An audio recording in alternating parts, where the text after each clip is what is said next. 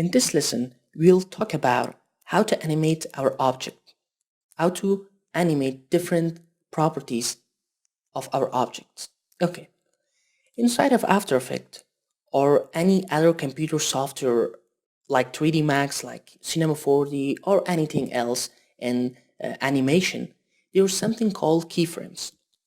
Keyframes shows the starting and ending points of your animation, and we can animate our objects, different properties of our object inside of After Effects by creating keyframes for our objects. Okay, how can we create keyframes? You can see a stopwatch icons near to these properties, and these stopwatches are show that this property is animatable and you can animate it from time to time. Okay, for example, I want to change the position of my object from here to this point. How can I do that? By going to position, because it's something depends to our position. Click on this stopwatch icon and you see one keyframe. This is called keyframe, the actual starting point for your animation. How long you want to animate this, for example, 2 seconds. Go in here and change the position of your objects, for example, in here.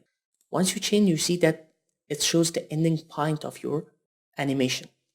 Go back and click on this ramp preview and see your animation. We animate our first object inside of After Effects. You can also preview your animation by pressing 0 on your keyboard. We can adjust our starting and ending point. For example, if I want to speed up this animation a little bit, like this, and click ramp preview, we see that animation is speed up.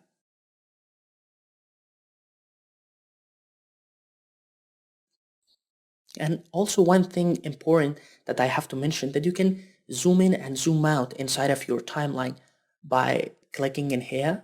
You zoom in and zoom out, and also by pressing the minus and plus key on your keyboard. And it's very helpful while creating complex project. Okay, and you can do it for different properties. Scale, you can scale it down or scale it up.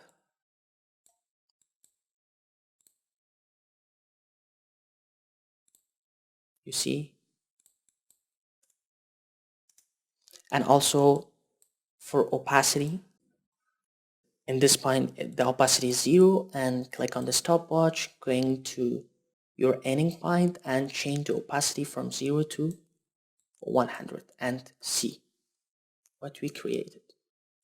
These are very basic animation, and I just show you how to create animation and keyframes for your object, and we'll talk about some other advanced elements like different keyframes that we have, different keyframes interpolation actually, and using graph editors for creating a smooth animation, and different other stuff in the next lessons.